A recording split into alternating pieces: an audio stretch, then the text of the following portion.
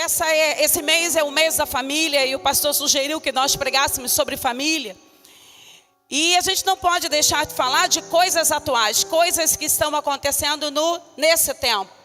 E aí eu trouxe para a gente começar uns indicadores. Não vou pregar a noite toda não, e nem vou ficar zanzando hoje, vou ficar paradinha aqui. Quando eu prego, os meninos da mídia ficam assim, é ela hoje, é ela hoje. Eu vou tentar ficar parada, vou tentar.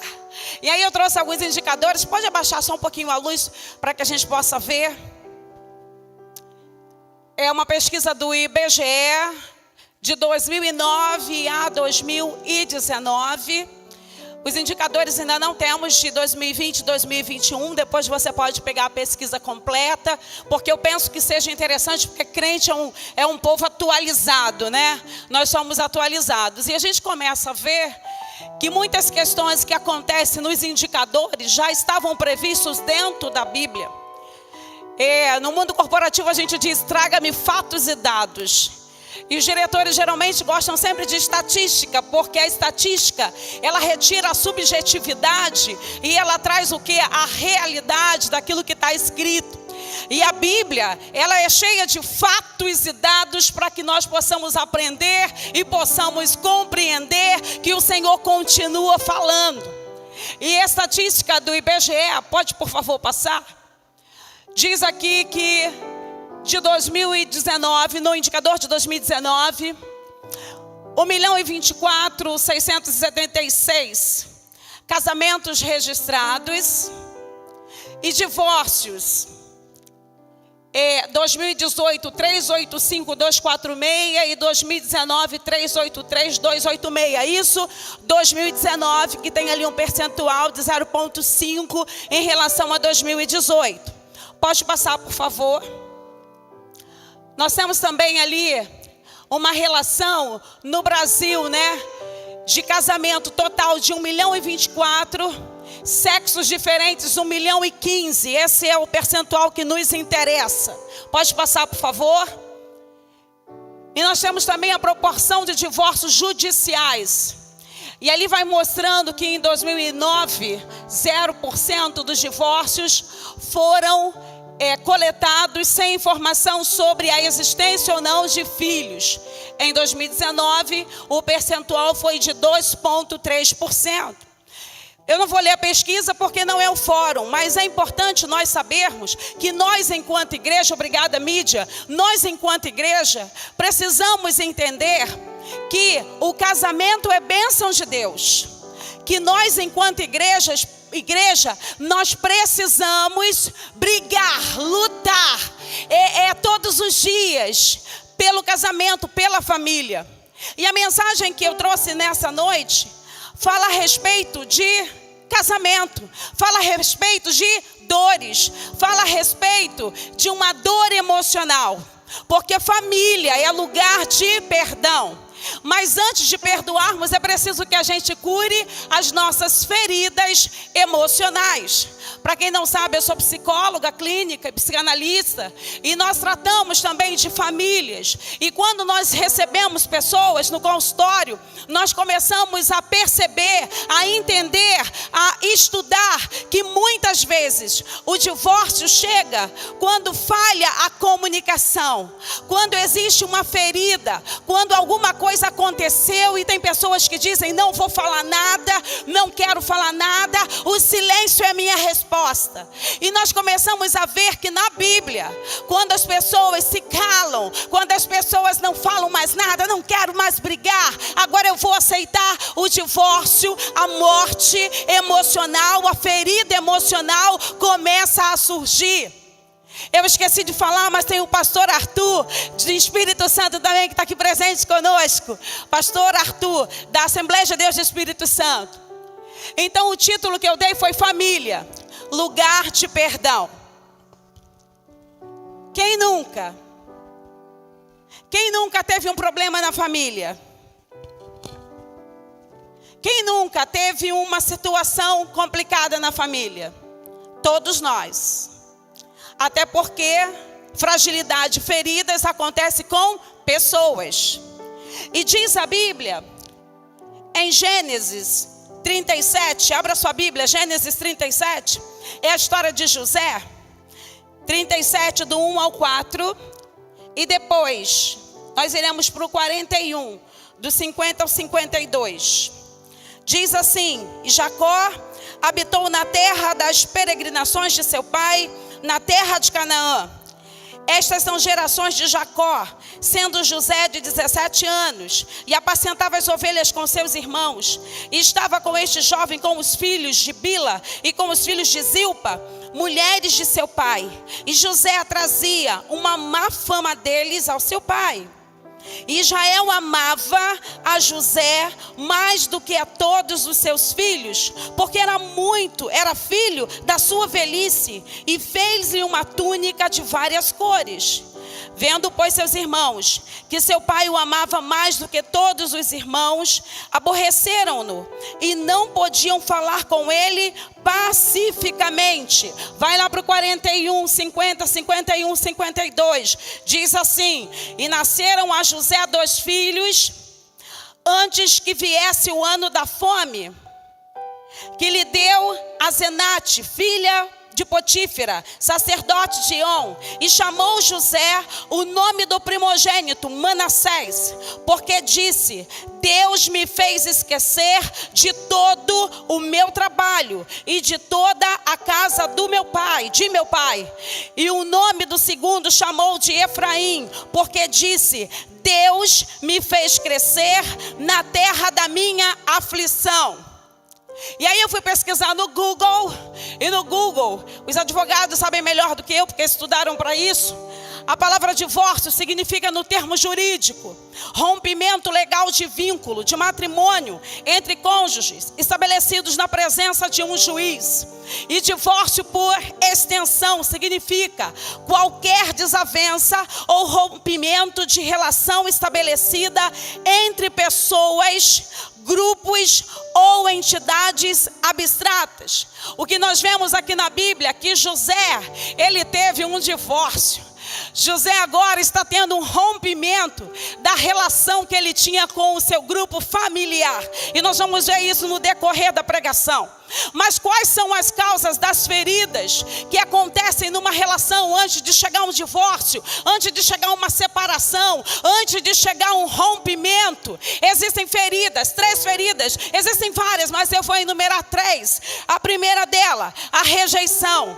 A segunda, a desavença. E a terceira ferida, a indiferença. Quando nós, as pessoas da saúde, sabem bem, quando alguém fratura um membro do corpo, existe um procedimento de tirar o quê? Um raio-x. Aonde está a fratura? Qual o aspecto dessa ferida? E o tamanho desse trauma? Assim também é na nossa vida emocional. Na nossa vida emocional nós precisamos tirar um raio-x das emoções. Mas como que a gente consegue tirar um raio-x? Primeiro, se autoconhecendo. Quando nós nos conhecemos, conhecemos as nossas emoções, conhecemos as nossas fragilidades, a gente consegue tirar um raio-x emocional daquilo que nós estamos sentindo. E a cura e a restauração da alma, que significa emoções, centro das emoções, são atitudes que precisam ser enfrentadas, o quê? Conscientemente. Aí Freud diz que tudo está contido no inconsciente. E muitas das nossas feridas, muitas das nossas dores estão no campo da inconsciência. E aí quando nós começamos, a pastora Lília é psicóloga também, quando nós começamos a falar das nossas dores, aquilo que está no campo da inconsciência começa a ser mexido e começa a vir para o campo da consciência. E quando nós temos consciência de uma ferida, quando nós temos consciência de um problema, quando nós temos consciência de um trauma, a gente consegue tratar o trauma. E aí hoje de manhã apareceu um machucadinho no meu braço, estava meio roxo. E eu falei: gente, aonde eu bati o meu braço? O que aconteceu? Geralmente quando você tem um trauma físico, é quando eu sou muito elétrica, me movimento muito, e às vezes bato com o meu corpo em algum lugar. Isso significa que naquele momento, aquele trauma está escondido. Naquele primeiro momento, você não vai ver, não vai identificar que existe o quê? Uma ferida.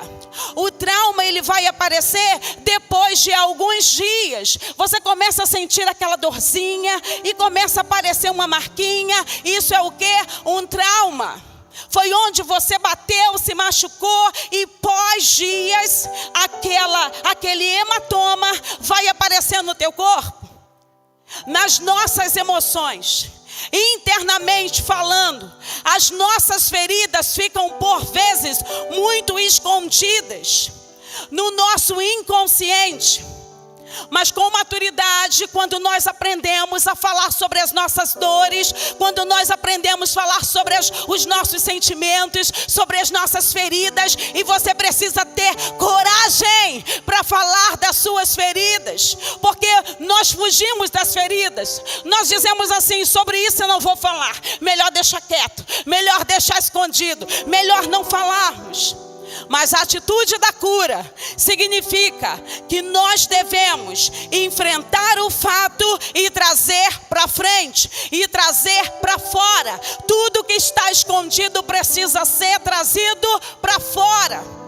Nós somos espírito, nós somos alma e nós somos corpo. E eu costumo dizer, o Espírito Santo, quando nós aceitamos Jesus, nós o aceitamos no campo do Espírito. Oh, aleluia! O nosso espírito está salvo. O nosso corpo, diz a Bíblia, que ele será salvo. O dia que Jesus vier buscar a igreja, o nosso corpo será transformado. E agora a nossa alma que está aqui no meio, a nossa alma está sendo salva. A nossa alma, o centro das nossas emoções, quando nós saímos do campo da subjetividade e temos o conhecimento do que está acontecendo, dores, traumas, abandonos, feridas, desprezo, indiferença, isso tudo são feridas que ficam escondidas dentro das pessoas. E diz a Bíblia em Provérbios 28:13: o que encobre as suas transgressões nunca prosperará, mas o que confessa e deixa alcançará misericórdia. E eu costumo falar sobre isso, e eu digo assim: essa é uma área de treva. A área de treva, ela é oculta, ela é escondida. Mas quando nós cremos na palavra, Provérbios, olha, coloca para fora o que você está escondendo, o que você está guardando. A sua dor precisa ser exposta, porque enquanto você guarda a sua dor, não tem como tratar. Mas a partir do momento que a sua dor é exposta, você vai ser curado. Situações não resolvidas, pecados não confessados, medos, traumas sufocados, abuso pode ser físico, abuso pode ser espiritual, abuso pode ser de poder, abuso pode ser mental, pode haver violência psicológica, pode acontecer tudo isso. E isso traz o quê? Dores, feridas, áreas de trevas. Mas quando José, esse rapaz tão importante, ele tinha feridas. José agora, ele enfrentou a rejeição dos seus irmãos. Ele enfrentou a desavença, porque ele contava tudo para o seu pai. E diz a Bíblia que o seu pai amava, tinha preferência por ele, porque ele era o filho da sua velhice. E muitas vezes pessoas que são preteridas dentro da sua casa, famílias que têm preferência por um e não têm preferência por outro, porque famílias tratam bem um e não tratam bem o outro. Então nós vemos que essas feridas são guardadas, e muitas vezes não é aquilo que a gente faz, é como o outro percebe aquilo que está acontecendo. Entre o que você diz e o que acontece, existe uma coisa chamada dos sentidos, que é a percepção. A gente passa um semestre inteiro, 2 semestres, estudando sobre percepção. E essa percepção é como o outro vê aquilo que está acontecendo. Mas o problema não é como o outro vê aquilo que está acontecendo. O fato é como o outro sente aquilo que está acontecendo. E aí a gente pergunta: mas você falou como você se sente diante dessa situação? José não teve chance de dizer como ele estava se sentindo, porque agora, se você ler em capítulos anteriores, José era invejado e ainda contava os seus sonhos, porque o seu pai fez uma túnica colorida. Os seus irmãos tiveram inveja de José. E aí eles ficaram o quê? Indiferentes. Eles já não conseguiam falar com José pacificamente. E quando a Bíblia diz em Gênesis 41, 50 ao 52, Manassés, Deus me fez esquecer o meu sofrimento e a casa dos meus pais. Ao segundo filho deu o nome de Efraim. Deus me fez prosperar na terra da minha tristeza. Opa, tem alguma coisa que está sendo dita nas entrelinhas desses nomes, porque cada nome tem uma representação. E ele está dizendo assim: olha, Deus me fez esquecer todo o meu sofrimento. Mas será que se esqueceu mesmo? E a gente vai olhando para a história de José. Ele agora está lá no Egito. Ele agora que era um escravo, agora ele é um governador. Não vou contar a história porque você conhece. Mas nesse momento que José está naquele lugar, ele primeiramente ele tem um aborto na sua alma. Ele tem um aborto de uma ferida. O que ele fez? Um aborto da família do coração. Ele se divorciou da sua família. Porque José, quando ele venceu, quando ele conseguiu ser governador, quando ele começou a trabalhar, ele poderia ter procurado a sua família. Mas ele não procurou a sua família.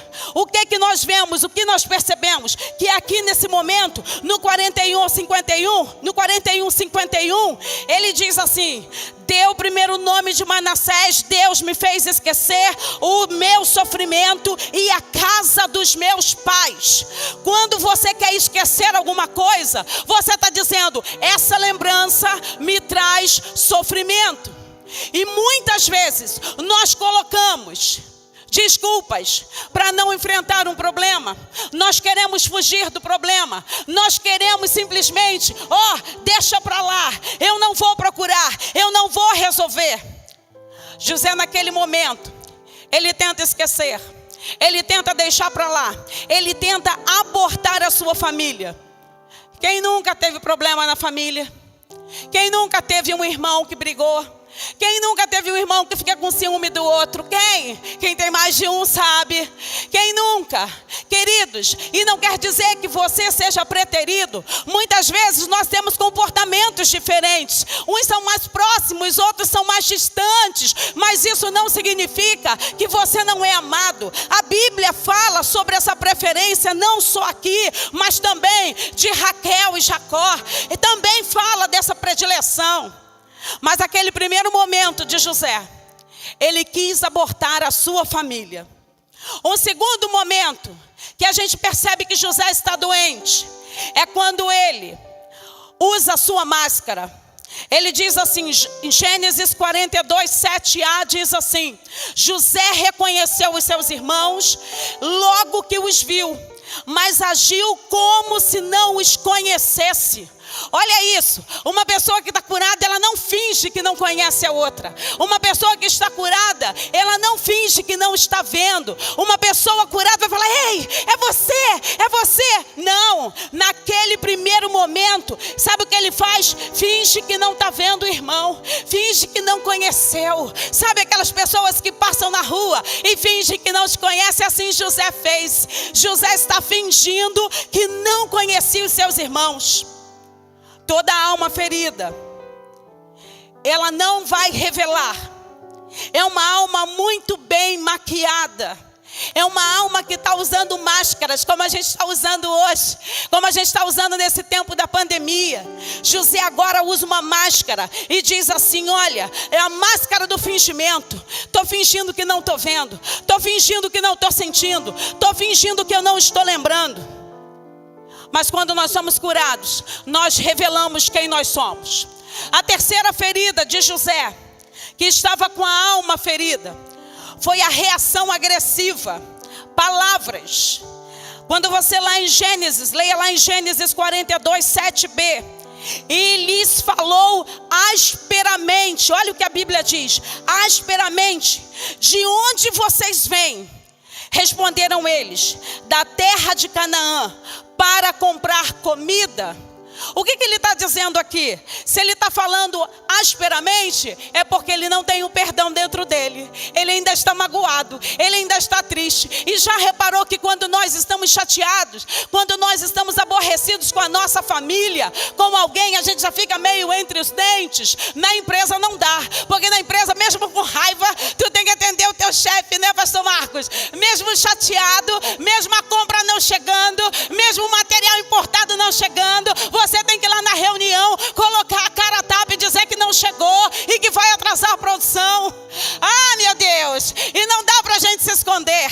Mas nas emoções não. Aqui naquele momento, a reação dele com a sua família estava agressiva. Sabe por quê? Nós somos bonzinhos com os de fora, mas nós somos agressivos com os da casa. Mas se nós não cuidamos primeiramente da casa, o pastor Luciano Subirá fala muito sobre a família, e ele fala muito sobre isso. Se nós não cuidamos muito bem, primeiramente aqueles que estão na nossa casa, como nós iremos ministrar fora da casa? É na casa que é o lugar de perdão. É na casa que é o lugar de conserto. Porque não adianta eu querer ministrar para vidas, orar por vidas, salvar vidas, orar, ministrar poder e autoridade, se eu não amo aqueles que estão na minha casa, se eu não respeito aqueles que estão na minha casa, se eu não abraço aqueles que estão na minha casa. Então nosso primeiro ministério é a nossa casa. O nosso primeiro ministério é a nossa família. Se a tua família estiver bem, a tua casa está bem, a tua família vai bem, o teu emprego vai bem, teu casamento vai bem e a igreja vai bem. É o reflexo, é o reflexo, é o reflexo, é o altar. E eu digo sempre, o fogo não vem daí para aqui, o fogo tem que sair daqui para aí. É o reflexo de Deus para a nossa vida. José agora também está ferido, está magoado. E o quarto sinal, que a sua alma ainda está ferida. Ele está com uma vida presa ao passado. Leiam lá em Gênesis 42:9, que diz assim: lembrando-se, lembrando de alguma coisa que passou, lembrando-se dos sonhos que havia tido a respeito deles, José falou: vocês são espiões! Exclamação. Vieram ver os pontos mais desguarnecidos da nossa terra.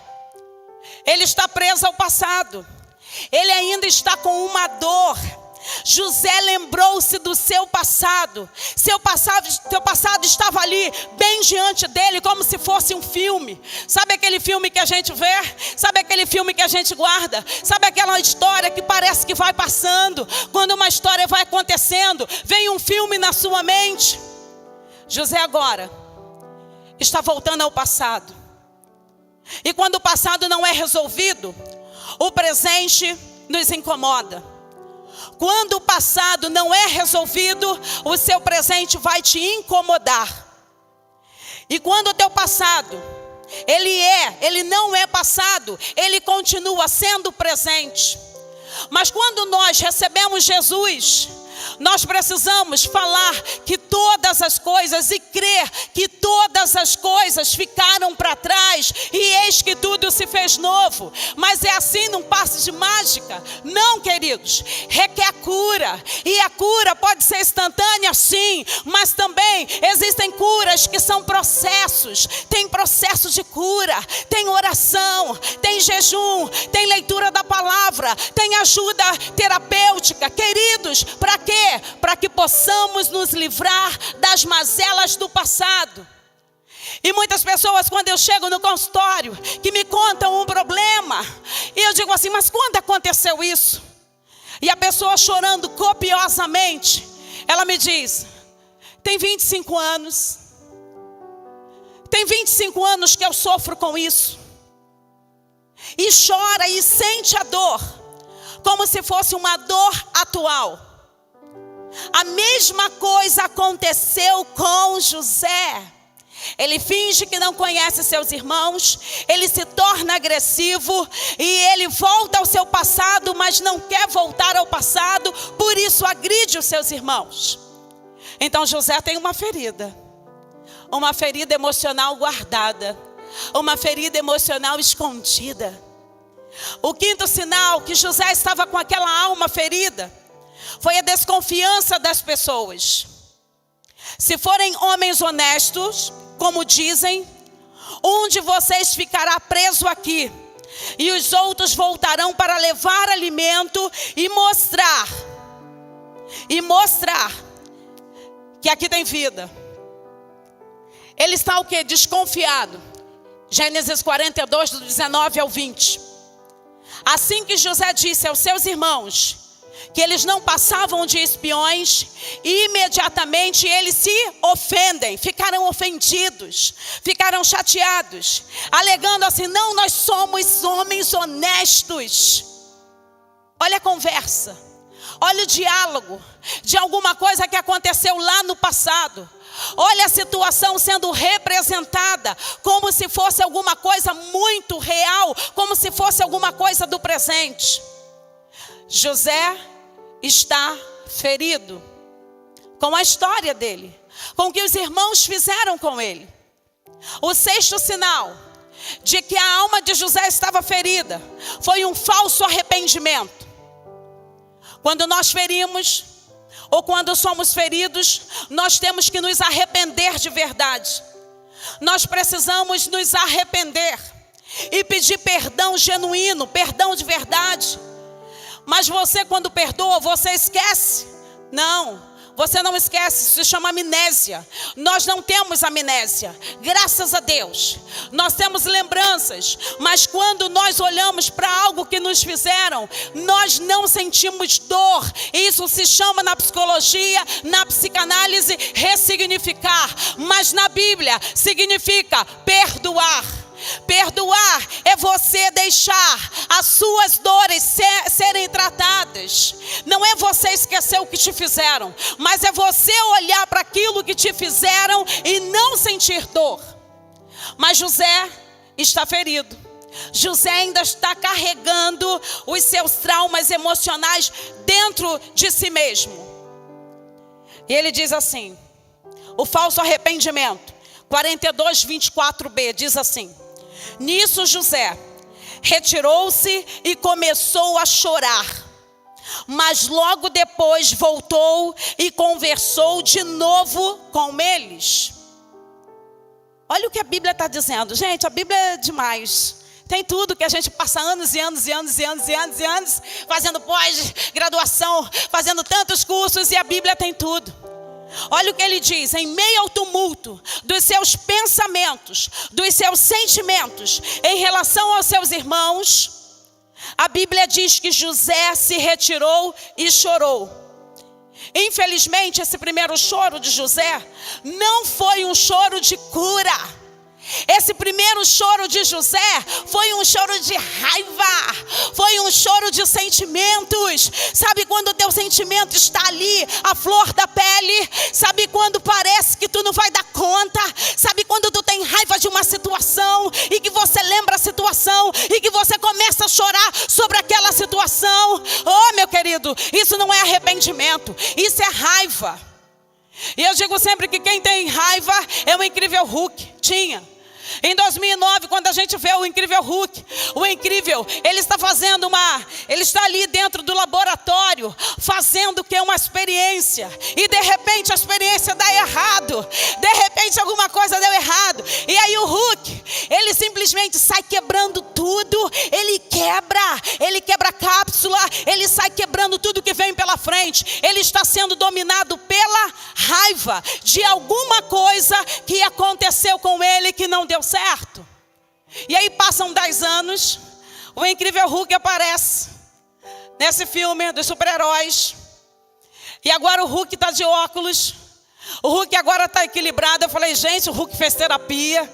O Hulk agora tá curado. O Hulk agora está legal. Está de ocrinho. E vem o Hulk andando tranquilamente. Sabe por quê?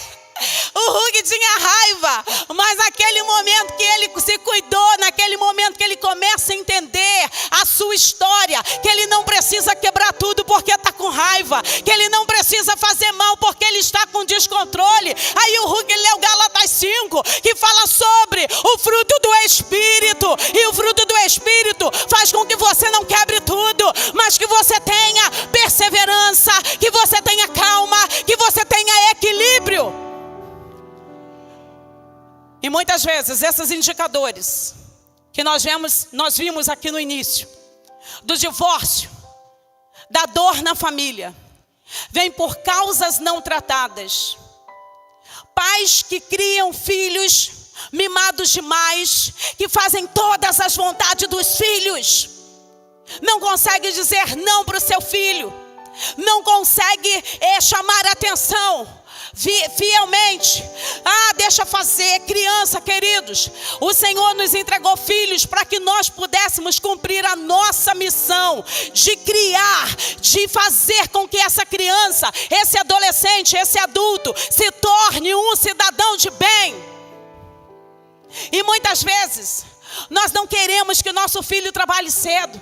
A gente fala, não, porque eu trabalhei cedo, meu filho não vai trabalhar cedo. Queridos, esse tem sido um erro também dessa geração. Sabe por quê? Estamos criando jovens sem compromissos. Estamos criando crianças, adolescentes, sem saber o que é correr atrás, sem saber que precisa trabalhar. E eu digo muito, eu trabalho muito mesmo e tenho prazer no que trabalho. Eu trabalho de 7 da manhã às 10 da noite. Para quê? Para que não seja pesado ao meu irmão. Então a gente tem que trabalhar muito mesmo. E a minha filha tem que olhar o meu exemplo e falar, eu também quero trabalhar muito porque minha mãe trabalha muito. Mas a gente não quer ensinar. Por que a gente não quer ensinar? Porque a gente quer que os nossos filhos façam melhor. Mas nós temos uma geração de mimimi, uma geração de filhos mimados, uma geração de filhos que qualquer coisa diz que vai se matar, que qualquer coisa diz que quer morrer, que qualquer coisa não consegue enfrentar os problemas. Sabe por quê? Pai e mãe, esse é o nosso papel, de criar os nossos filhos com a melhor educação, sim, melhor do que nós tivemos. Mas nós não podemos criar uma geração de crianças infantis, de adultos que não querem crescer. É difícil dar um glória quando a gente está sendo confrontado. É difícil, mas a palavra de Deus, ela é confrontadora. Sabe para quê? Para preparar uma igreja que vai brigar pelo evangelho. É esse evangelho que você precisa ensinar para o teu filho. Hey! Oh, Manás. A gente precisa começar a rever os nossos conceitos. A gente precisa começar a rever. Você precisa começar seu filho no jovem aprendiz, sim. Ele não vai morrer. Ele não vai, ainda tem 15 anos, não vai morrer. Ele vai trabalhar, ele vai estudar, ele vai ser bem sucedido. E ele vai além de onde você foi. José está doente. José está mal. Mas José está sendo bem sucedido, porque ele tem Cristo no seu espírito. Por isso ele está indo bem. E nesse momento esse choro não foi de arrependimento, foi um choro de raiva. Vou terminar no horário. Naquele primeiro momento não é. Sabe por quê? As pessoas dizem assim, o tempo cura. O tempo não apaga dores. A distância não cura dores. Ser cheio do Espírito Santo não cura dores. Eu vejo pessoas que marcham, que pulam, que profetizam, que batem o pé. E quando chegam em casa, não tem a presença do Espírito Santo. Porque não consegue lidar com o filho, não consegue lidar com a filha, não consegue lidar com o marido, cuida bem de todo mundo, profetiza na igreja, mas chega em casa, trata mal os seus. Nosso primeiro ministério é a nossa casa. Cuide primeiramente da tua casa, que o teu ministério será cuidado por Deus. O esquecimento não cura dores. dores, a distância não cura dores, o passado não cura dores, o distanciamento não cura dores, e é um exemplo de José. Mas como, Alcineia, nós podemos ser curados? Primeiro ponto, a gente precisa ter coragem de enfrentar. A gente precisa ter coragem de falar a verdade. E na família é o lugar da gente falar a verdade. Mas não é falar a verdade com agressividade. É falar a verdade em amor daquilo que me faz mal. Porque às vezes eu posso fazer uma coisa com a Carol e ela está sentindo de uma forma diferente do que eu quis fazer. Um dia eu deixei a Carol lá no shopping e falei: fui partir porque você está demorando demais. Carol ficou com um bico desse tamanho. Ah, meu Deus. Carol, seja objetiva. Eu estou no meio do horário de trabalho, Carol. Ah, Carol. Ela falou: agora eu vou casar. Vou ficar livre dela. Mentira, que eu disse que assim que ela voltasse do lua de mel, eu vou estar lá esperando ela. Mentira, gente. Brincadeira. Ah, meu Deus. Muitas vezes nós não temos paciência. Muitas vezes a gente não tem paciência com os nossos. Muitas vezes a gente não quer parar para ouvir os nossos. E meu marido às vezes fala: meu Deus, tu ouviu o que eu falei? Eu falei: só um minutinho que eu estou terminando um negócio aqui. E às vezes ele diz: você não me ouviu. Você tem que parar para ouvir o outro. Então as dores do passado, elas fazem com que nós tenhamos, sabe aquela tornozeleira? Sabe aquele pessoal que saiu aí da prisão para o Dia das Mães? Eu vim aqui no calçadão, o pessoal andando com a tornozeleira. Eu falei: Jesus, que é isso? Andando com a tornozeleira. Eu falei: meu Deus, que é isso, Senhor? Medo. Sabe o que acontece? Prisão semiaberta. Ele diz que está livre, mas ele não está livre. Ele está sendo monitorado por aquela tornozeleira. E o Espírito Santo começou a falar comigo essa tarde. Um pouquinho depois que nós chegamos da igreja, que eu comecei a escrever sobre isso. Algumas coisas o Espírito Santo não estava aqui, o Espírito Santo trouxe ainda há pouco, quando nós chegamos depois da igreja, depois do almoço. Sabe o que é uma tornozeleira eletrônica? Ela vai te monitorar onde você vai. Você acha que você está livre, mas você não está livre. Você está preso. A mesma coisa acontece com as feridas emocionais. Vou andar só um pouquinho. Você acredita que você está livre. Você acredita que você já venceu aquela dor. Olha, mas a dor está ali como aquela tornozeleira no seu pé, no seu calcanhar. Você diz que já esqueceu. Você diz que já perdoou, mas você não suporta olhar para a cara do outro. Você não consegue olhar para o outro. Você está preso. Olha, queridos, a prisão não é de quem te fez mal. A prisão é para quem sente mal. Mas o Espírito Santo que habita em nós diz assim: eu trouxe você aqui para saber nesse congresso de família que eu vou curar. Eu quero curar.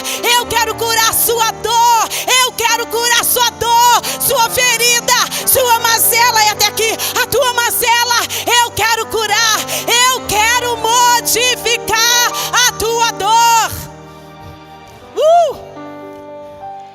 E não importa aquilo que você fez, não importa o teu passado, não importa quantas vezes você tentou e deu errado. Tem pessoas que estão traumatizadas, às vezes por um casamento mal sucedido. Tem pessoas que estão tentando dar certo, parece que não dá certo, parece que dá errado. Tem pessoas que tentam alguma coisa com a família, se aproximar e não consegue. Tem pessoas que tentam, mas elas ficam tentando, parando. Não sei muito bem falar sobre isso, mas as pessoas começam a tentar e se sentem frustradas porque elas não conseguem dar um passo e vencer. Mas quando o Senhor quer trabalhar na nossa vida, quando o Senhor nos traz um lugar, Ele diz assim: eu sou o Senhor que te saro. Eu sou o Senhor que te saro. Eu sou o Senhor que te saro. Não importa o que você viveu, não importa se a ferida está aberta, não importa se está doendo, não importa se teu pai, se a tua mãe, se teus irmãos te abandonaram, não importa se o teu pai não estava no teu primeiro dia de aula, não importa se a tua mãe preferiu a tua irmã do que preferiu você. Ah, não importa, queridos. Sabe por quê? Jesus está aqui para curar as nossas dores. Toda terapia ajuda. Mas eu sempre digo, tem coisas que eu não consigo. E quando eu não consigo, eu submeto ao Senhor. A nossa profissão tem que ser para glorificar o nome do Senhor. Tudo que nós fazemos é para glorificação do nome do Senhor. Então, aonde a ciência vai, a ciência consegue fazer. Mas quando a ciência não consegue, a gente precisa dobrar o nosso joelho, subir ao Monte das Oliveiras e começar: Senhor, eu entrego, eu entrego, eu entrego. E hoje, nesse lugar, é lugar de perdão. É tão difícil falar de perdão. Porque muitas vezes a gente diz assim na igreja, pastora fala, pastor fala, a gente acha que perdoa, e chega em casa diante da dificuldade, a gente fica com ódio. Toda vez que tu lembra, tu fica com raiva. Toda vez que você olha para aquela marca, que fica uma marca, e o pecado muitas vezes deixa marca, como um hematoma. Mas Jesus veio para dizer assim: eu cuido da sua ferida, eu saro a tua ferida, eu vou deixar esse hematoma, esse sinal aí, para você lembrar de onde você caiu, e você não vai cair mais. Toda vez que você olhar para o sinal, você vai dizer: eu não vou cair mais, eu não vou errar mais. E para a gente ser curado, terminando de verdade agora, é preciso dizer o nome da sua dor. Disse José a seus irmãos: cheguem mais perto. Quando eles se aproximaram, disse-lhes: eu sou José, seu irmão, aqueles que vocês venderam no Egito. Gênesis 45:4. Ele se apresenta agora aos seus irmãos. E ele deu o quê? O nome à sua dor. Eu sou José, aqueles que vocês venderam para o Egito. Ele deu nome. Saiu da subjetividade, agora está dizendo: eu sou José, aquele que vocês traíram, aqueles que vocês venderam, aqueles que vocês abandonaram e contaram uma mentira a vida inteira. E é nesse momento que ele toma uma atitude de reconciliação. Gênesis 45, do 14 ao 15 diz assim: então ele se lançou chorando sobre o seu irmão Benjamim, o abraçou. Benjamim também o abraçou, chorando. Em seguida, beijou todos os seus irmãos e chorou com eles. Está aqui a cura. Esse choro aqui foi o choro da cura, porque é reconciliação. Ele tinha um divórcio por extensão, como os indicadores do IBGE mostram. Era uma relação familiar que foi quebrada, que foi rompida, aonde o divórcio chegou. E o divórcio, ele não chega, pá, cheguei. Não, o divórcio começa a chegar paulatinamente. Ele vai esfriando você. Ele vai fazendo com que você ache que o outro não é tão importante. A sua visão vai ficando comprometida em relação ao seu filho, ao seu marido. Divórcio não é só homem e mulher. Divórcio é relacionamento. Como eu posso ganhar almas para o reino de Deus e perder a minha família? Como eu posso amar mais os meus irmãos da igreja e não amar a minha casa, a minha família? Prioridade. Quando nós começamos a dar prioridade, nós vamos nos reconciliar. E quando a gente começa a se reconciliar, a ferida é fechada, a dor é sanada, e a gente consegue viver muito melhor. Minha filha Carol, gente. Ela que eu deixei lá no shopping. Malvada. E é nesse momento que Deus quer restaurar a nossa família. Depois a gente pede perdão, né? Porque a gente erra mesmo. Nós somos falhos. O problema é não deixar que a raiz de amargura permaneça na nossa alma, nas nossas emoções. O que Deus fez na família de José é o que nós podemos chamar de conserto e restauração. Todos choraram, todos se abraçaram, todos se perdoaram. E é isso que Deus também quer fazer na nossa vida hoje. A nossa alma ferida gera uma família ferida.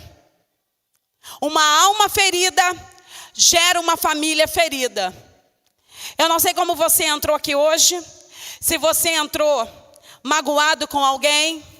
Se você entrou aqui chateado com teu pai, com a tua mãe, com teu marido, com teu filho. Eu não sei como você chegou. Eu não sei quais são as dores que estão diante de você. Eu não sei o que está permeando aí na sua mente. Eu não sei qual é a tua história.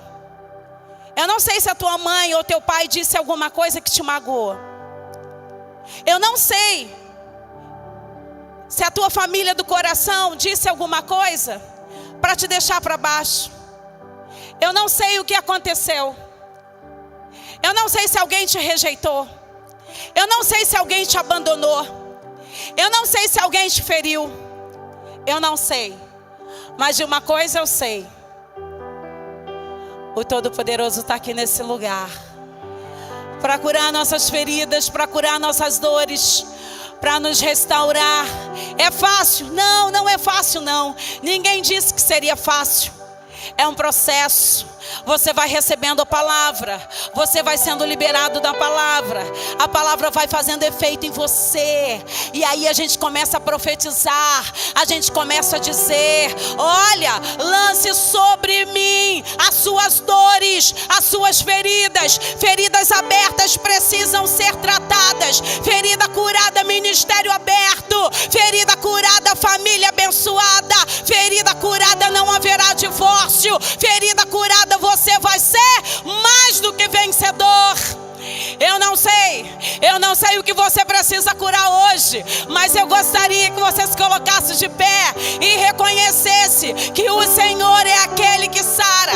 Eu vou pedir ao louvor que me ajude. Oh, em nome de Jesus. Pensa aí agora. Tem alguma ferida em você?